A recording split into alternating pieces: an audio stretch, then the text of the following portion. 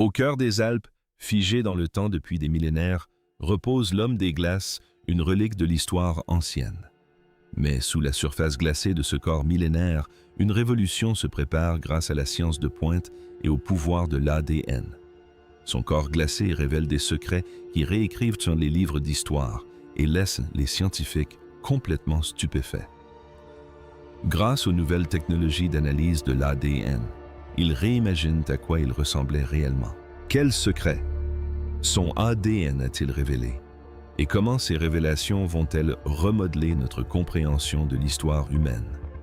Rejoignez-nous dans cette aventure captivante alors que l'ADN ancien révèle les secrets de l'homme des glaces, laissant les scientifiques stupéfaits. La découverte de l'homme des glaces, plus connu sous le nom d'homme des glaces, est une momie naturelle découverte dans les Alpes italiennes à cheval sur la frontière entre l'Autriche et l'Italie. Il est l'une des plus anciennes momies jamais trouvées en Europe. Son surnom vient de la région où il a été découvert. Sa découverte a eu lieu par une belle journée de septembre 1991, lorsque deux voyageurs allemands, Hilde et Erika Simone, sont tombés dessus par hasard. Perché dans les Alpes italiennes, à l'altitude vertigineuse de 320 mètres sur l'arête, et du Falspizza. La dépouille de l'île de la Spizza se trouvait près du majestueux mont Similan et du col de Tige.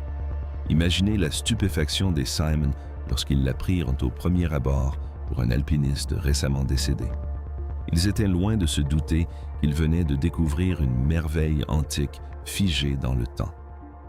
Le lendemain, un courageux alpiniste d'art et le gardien du refuge Similan voisin se rendirent sur place pour récupérer le corps. Malgré leurs efforts pour dégager la partie inférieure du corps de l'île de la Spizza, à l'aide de marteaux-piqueurs et de piolets, les conditions météorologiques extrêmes mirent fin à leur mission de sauvetage. La nouvelle de cette découverte remarquable se répandit comme une traînée de poudre, attirant l'attention de légendes de l'alpinisme telles que Hans Kander et Reinhold Messner. En un rien de temps, le site isolé devint un point de ralliement pour les explorateurs et les chercheurs curieux, désireux de percer les mystères entourant l'existence millénaire de l'île de la Spizza. Le corps de T a été soigneusement extrait de sa tombe de glace le 22 septembre et le lendemain transporté au bureau du médecin légiste d'Innsbruck avec divers objets découverts à proximité. L'archéologue Konrad Spindler de l'Université d'Innsbruck a pris en charge l'examen de la découverte le 24 septembre. Se basant sur le type de tissu osseux trouvé à côté d'Otay, Spindler a estimé que la découverte remontait à au moins 40 ans. Des analyses complémentaires ont été menées sur des échantillons de tissu du corps et d'autres matériaux associés dans plusieurs institutions scientifiques. Les résultats concluants ont stupéfié le monde. Oti aurait vécu entre 3359 et 3501 avant Jésus-Christ, il y a environ 50 ans, révélant ainsi son anatomie. La momie d'Oti a fait l'objet d'un examen approfondi, comprenant des mesures et des radiographies et des techniques de datation. Selon les dernières découvertes, Oti mesurait environ 1,6 mètres, pesait environ 50 kg et avait environ 45 ans à sa mort. Initialement, lors de sa découverte, son corps pesait environ 13,75 kg, car il avait été conservé dans la glace peu après son décès, ce qui a ralenti son processus de décomposition. Les premiers rapports suggéraient que des parties de ses organes génitaux étaient manquantes, mais des investigations plus poussées ont confirmé cette hypothèse. Des études sur les grains de pollen et la composition isotopique de l'émail de ses dents suggèrent que Otay a passé son enfance près de l'actuel village de Feldthurns dans le sud de l'Italie, au nord de Bolzano. Plus tard, il a déménagé dans des vallées situées à environ 50 km plus au nord. Un scanner a révélé une position inhabituelle de son estomac qui s'était déplacé vers le haut à l'emplacement habituel de ses poumons inférieurs. L'examen du contenu stomacal a mis au jour de la viande partiellement digérée, ce qui a été confirmé par une analyse ADN. Cela suggère qu'Otay avait consommé un repas moins de 2 heures avant sa mort. De plus, des grains de blé ont été détectés dans son estomac. On pense que son dernier repas était probablement composé de viande grasse séchée de chèvres sauvages originaires du sud de l'Italie. Une analyse plus poussée du contenu intestinal d'Oti a indiqué 2 repas précédents, l'un composé de viande de Shoah, l'autre de viande de cerf et de pain, aux herbes, tous deux accompagnés de racines et de fruits. Les céréales trouvées avec ces repas ont été identifiées comme étant du maïs hautement transformé. Des traces de blé probablement sous forme de pain ont été découvertes près du corps d'Oti. Des restes de ces provisions, notamment de la paille, des grains de maïs et d'orge, des graines de lin et de pavot, ainsi que des grains de châtaigne et diverses baies sauvages ont également été trouvés. L'analyse de ses cheveux a permis de déterminer son alimentation quelques mois auparavant. Le pollen trouvé dans son premier repas suggère qu'il a dîné dans une forêt avec de grands arbres, tandis que d'autres pollens laissent penser qu'il a consommé du blé et des haricots, probablement cultivés par l'homme. On a également trouvé de minuscules grains de charme houblon.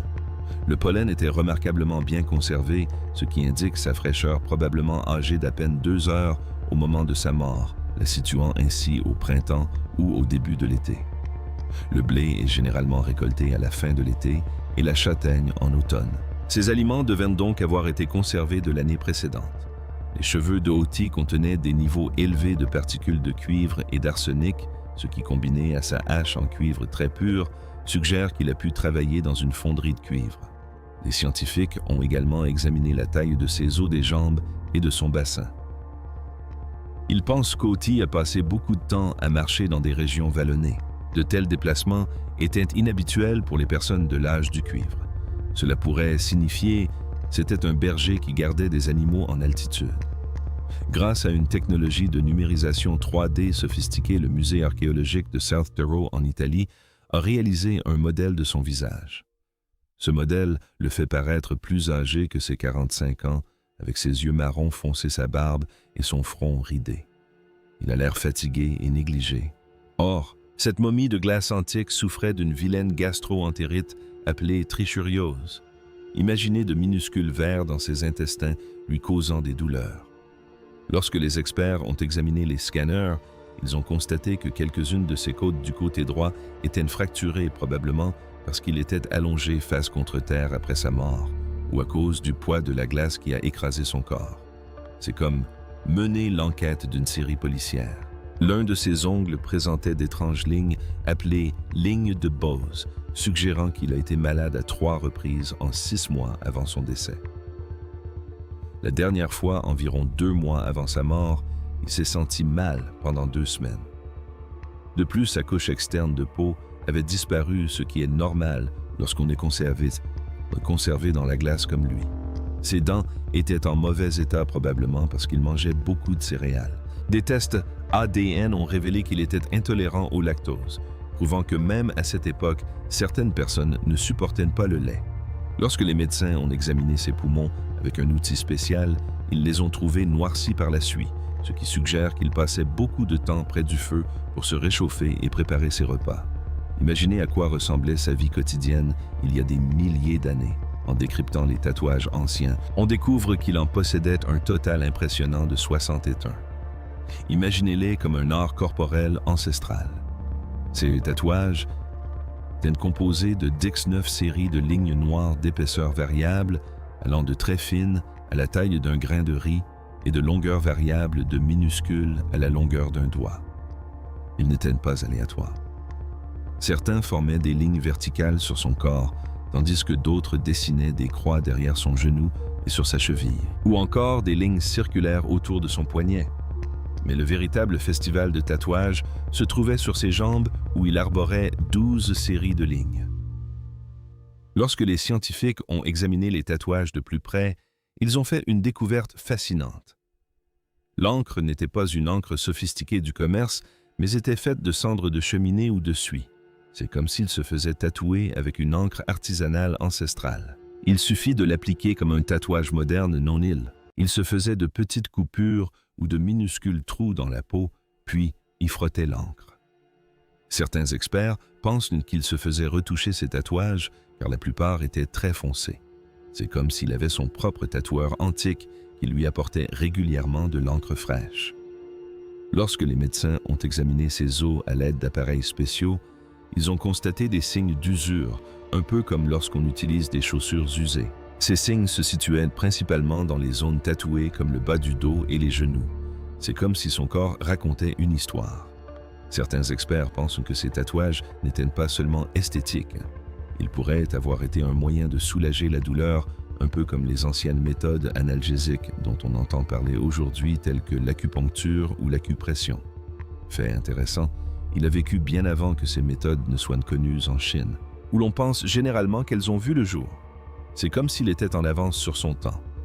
Pensez-y, 9 de ces 19 groupes de tatouages se trouvaient précisément au point où l'on plante aujourd'hui des aiguilles pour l'acupuncture, et la plupart des autres sur des lignes du corps également importantes en acupuncture. C'est comme si ces tatouages étaient une carte secrète des points douloureux de son corps. Les tatouages sur son ventre l'ont même aidé à soulager ses troubles digestifs causés par une vilaine gastro-entérite. C'est comme s'il était son propre guérisseur préhistorique, utilisant les tatouages pour se soigner. Au début, ces tatouages étaient difficiles à repérer car ils étaient invisibles à l'œil nu. Mais des chercheurs ingénieux ont utilisé des caméras sophistiquées capables de détecter différentes nuances de lumière imperceptibles pour nos yeux. Ces caméras ont révélé tous ces tatouages, mettant au jour un trésor caché, l'héritage génétique de cet art corporel ancestral. En 2012, des scientifiques ont décodé l'intégralité de son patrimoine génétique comme si l'on lisait un livre sur ses ancêtres. Mais en 2023, ils sont allés encore plus loin, créant une version extrêmement détaillée de son code génétique avec beaucoup moins d'éléments humains modernes. Selon les découvertes, son ADN du chromosome I le place dans un groupe spécial appelé GLL91, lié à une région aujourd'hui connue sous le nom de Corse du Sud. Son ADN mitochondrial, provenant de la lignée maternelle, le place dans un groupe appelé K. Mais il ne correspondait à aucun de ces sous-groupes. Ils ont donc créé un nouveau sous-groupe spécialement pour lui. Après avoir découvert le test K, Dixuti a l'impression d'avoir découvert une nouvelle branche de son arbre généalogique. Les tests ont également montré que son patrimoine génétique le rapproche des populations d'Europe du Sud, notamment de Corse et de Sardaigne. Cela suggère qu'il faisait partie d'une importante migration de premiers agriculteurs turcs vers l'Europe il y a des milliers d'années. On dirait que ces gènes recèlent les secrets de l'histoire européenne ancienne. Les 7 tests ADN ont révélé des choses surprenantes concernant sa santé et ses origines. Il présentait un risque élevé de problèmes cardiaques.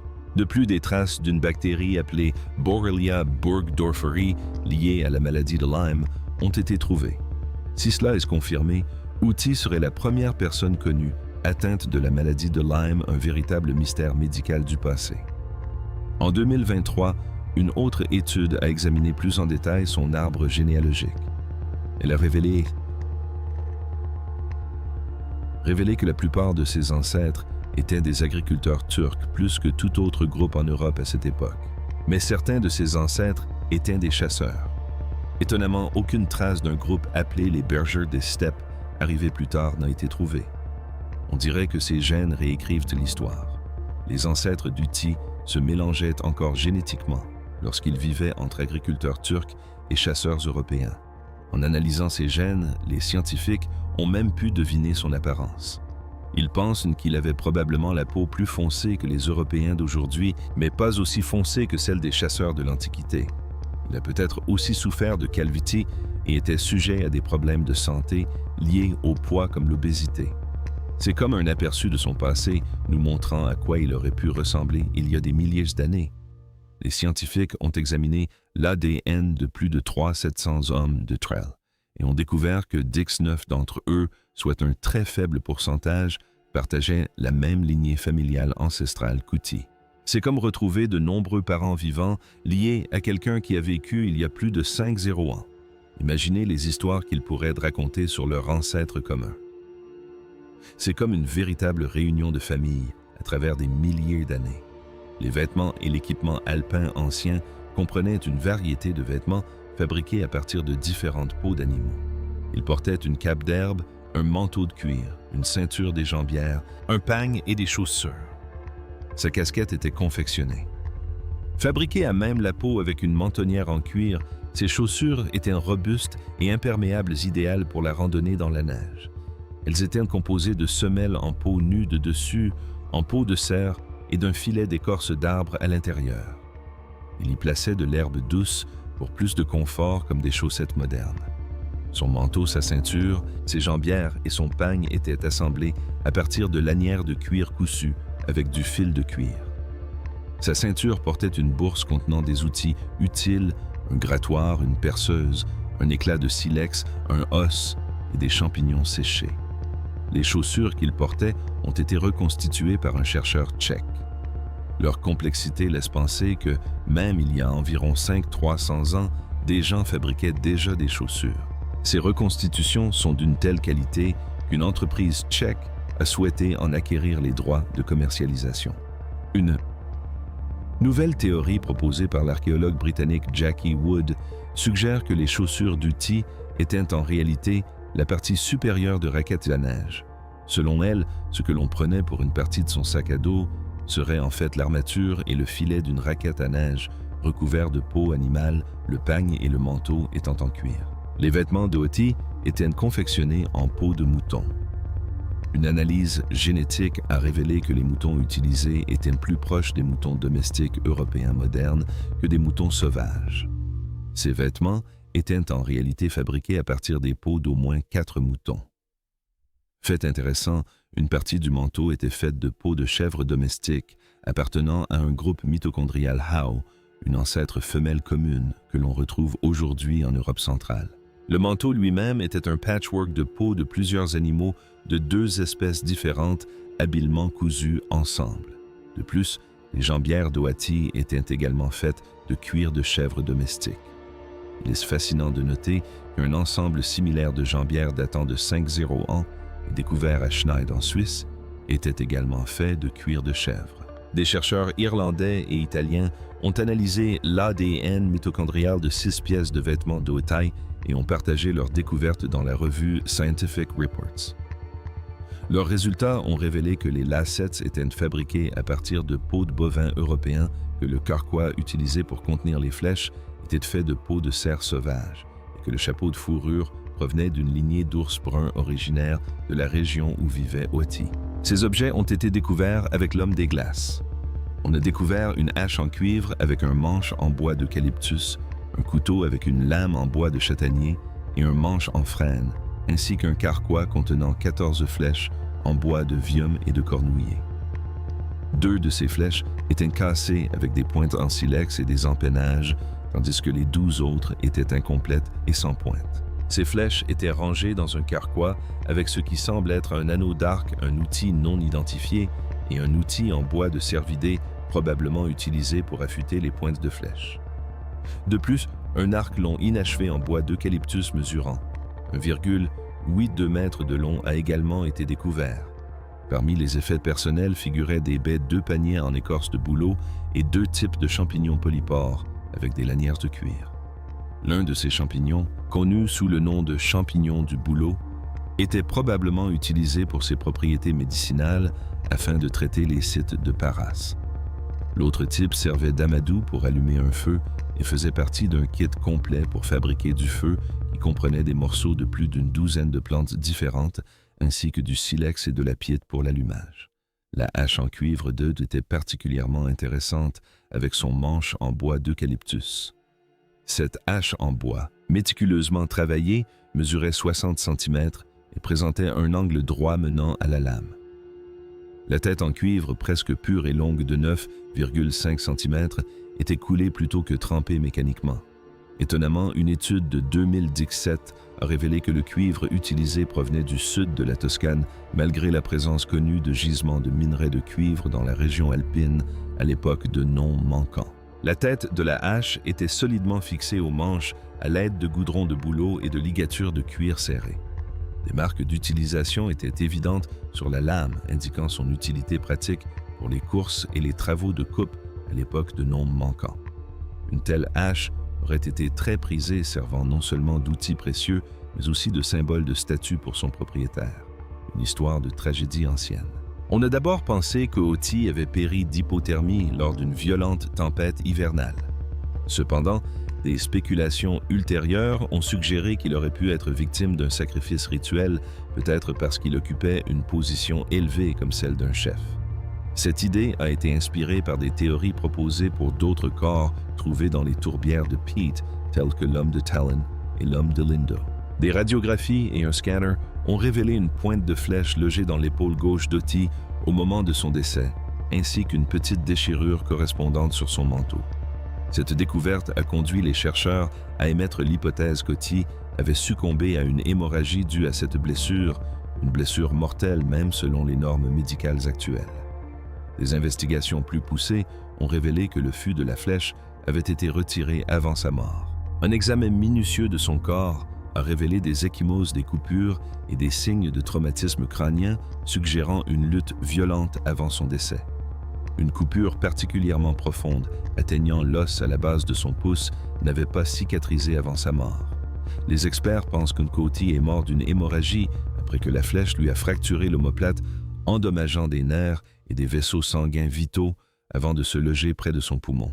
Cette analyse détaillée éclaire d'un jour nouveau les circonstances de la fin tragique d'Otti, révélant une histoire de violence et de survie ancienne. Des analyses AD auraient découvert des traces de sang d'au moins 4 autres individus sur les effets personnels d'Otti, une sur son couteau, 2 sur une pointe de flèche trouvée dans son carquois et une 4e sur son manteau. Cependant, l'archéologue Alessandro Vanetti et son équipe de l'université Sapienza de Rome ont proposé une théorie différente. Ils suggèrent qu'Otti aurait pu mourir à une altitude inférieure puis être enterré plus haut dans la montagne. Leur étude s'est concentrée sur les objets trouvés près d'Otti et leur position. Ils ont émis l'hypothèse qu'il aurait pu être placé au-dessus de ce qui semblait être un tumulus funéraire en pierre. Cependant, au fil du temps, avec chaque cycle de dégel, l'eau ruisselant de la montagne aurait pu déplacer son corps avant qu'il ne regèle. Bien qu'Arud-Klus Oel convienne que ce processus naturel ait pu déplacer le corps d'Otti, il soutient qu'il n'existe aucune preuve solide que les pierres dispersées formaient une plateforme funéraire. L'anthropologue biologique Albert Zink apporte une autre perspective, notant que les os d'Otti ne présentent aucun signe de dislocation, ce qui se produirait s'il avait glissé vers le bas de la pente. De plus, les cailloux de sang dans sa blessure par flèche sont intacts, suggérant que son corps n'a pas été déplacé vers le haut de la montagne après sa mort. Quel que soit l'endroit où il a été enterré, cette théorie ne change rien à la probabilité qu'Otti ait connu une fin violente. Il était maintenant temps pour le choix des abonnés d'aujourd'hui dans les profondeurs obscures dans un laboratoire isolé, une équipe de scientifiques se rassemble autour d'un écran lumineux, les yeux brillants d'anticipation.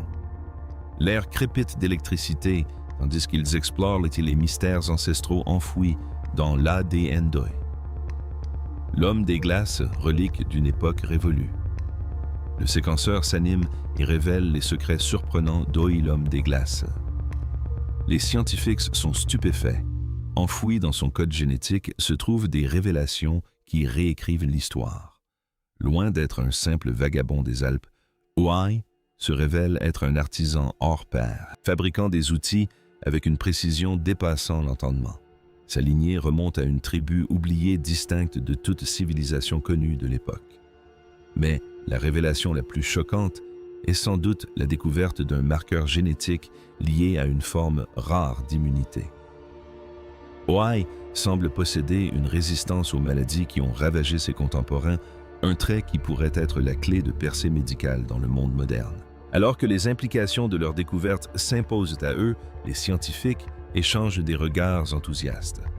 Oi, l'homme des glaces, avait jadis sombré dans l'étreinte glacée du temps, mais désormais son héritage allait être révélé. Percer les secrets du passé et façonner l'avenir de l'humanité, les rites funéraires anciens et les dynamiques sociétales. Certains ont une théorie intrigante sur la remarquable conservation d'Otti et la fonction de son équipement. Ils affirment que, plutôt que d'être des outils de survie en montagne, ces objets auraient pu être destinés à un voyage dans l'au-delà. Cela éclaire les rituels funéraires anciens et les stratégies politiques. Cette idée a suscité une nouvelle perspective sur l'histoire d'Otti. Cette théorie explique divers mystères, tels que la conservation inhabituelle du corps, les flèches incomplètes et l'équipement lourd qu'Uti aurait porté. Elle s'appuie sur la théorie sociale, mais contraste avec l'interprétation du groupe de recherche initial. Après avoir subi d'innombrables tests et analyses, Uti est devenue la momie la plus étudiée de l'histoire archéologique. Contrairement aux momies égyptiennes fabriquées par l'homme, la conservation d'Uti est une merveille naturelle. Son corps, remarquablement bien conservé, a été au centre de toutes les attentions depuis sa découverte, surtout lorsqu'on le compare à d'autres corps trouvés dans des conditions glaciales similaires. Les examens de la peau et des tissus d'Uti ont révélé qu'il s'est rapidement desséché au contact de l'air, puis a été pris dans la glace. Le dessèchement rapide pourrait être d'origine naturelle ou intentionnelle. Les preuves soutiennent différentes théories, soit il s'est desséché sur place, soit il a subi un traitement rituel avant d'être enterré en haute altitude. Aujourd'hui, le corps d'Uti est exposé dans une chambre de congélation spéciale à Bzen. Au-delà de la simple conservation et de l'inhumation de la momie, sa découverte révèle des informations surprenantes sur les sociétés anciennes de l'âge du cuivre. L'étude de ses blessures comme celle d'un poignard et celle d'une flèche mortelle, ainsi qu'un possible coup à la tête, suggère un monde où les batailles étaient fréquentes et où l'on utilisait diverses armes. L'analyse du pollen dans son intestin montre que Uti voyageait à différentes altitudes, ce qui correspond à un type de guerre où de petits groupes attaquaient rapidement. L'alimentation d'Uti nous donne des indices sur son mode de vie. Il semble qu'il se nourrissait principalement de céréales et peut-être de fromage, probablement issu d'un village. Mais son lien avec la nature sauvage, voire les montagnes sacrées, était toujours fort. Ses vêtements étaient faits de peau de chèvre et de mouton, mais son dernier repas de viande était composé de cerfs et d'animaux sauvages chassés, dont les peaux étaient utilisées pour d'autres parties de son corps. Ses vêtements et même un chapeau en peau nue témoignent de son lien étroit avec la nature sauvage. Il semblait être un chef de son temps, comme en témoigne son impressionnante collection d'armes dagues, haches, arcs et flèches, ainsi que des outils et une perle de marbre raffiné. La qualité de ses vêtements incroyablement bien conservés est fascinante. Le choix et l'assemblage minutieux de peaux d'animaux de couleurs variées, ainsi que le souci du détail, suggèrent une réflexion approfondie sur son apparence, révélant une compréhension complexe de son rôle et de son identité. Son manteau et sa ceinture correspondent au style des stèles de Big Stone, découvertes plus tard à l'âge du cuivre alpin qui représentait souvent des ancêtres puissants ou des dieux armés. Cela laisse penser qu'il était un chef important de sa tribu. Cependant, ces stèles plus récentes semblent célébrer des figures ancestrales plus abstraites, voire sacrées. Il est possible qu'avec l'évolution des sociétés, le pouvoir se soit moins concentré entre les mains de chefs individuels et davantage entre celles de systèmes politiques formalisés. La découverte des secrets alpins d'Uti reste un cas unique. Bien qu'aucune autre trouvaille aussi spectaculaire n'ait été faite, certaines ont été significatives. Des artefacts découverts dans des zones alpines de haute altitude similaires, datant de la même période, comprennent des haches, des poignards et des pointes de flèches. Certains experts suggèrent que ces objets pourraient avoir été perdus par des voyageurs ou des bergers de passage ou qu'ils faisaient partie de cachettes. Cependant, un autre col alpin de haute altitude appelé le Schneid présente des similitudes avec le site de la découverte. Des chercheurs y ont trouvé des fragments de vêtements, un arc en bois, un carquois avec des flèches et des fragments de chaussures.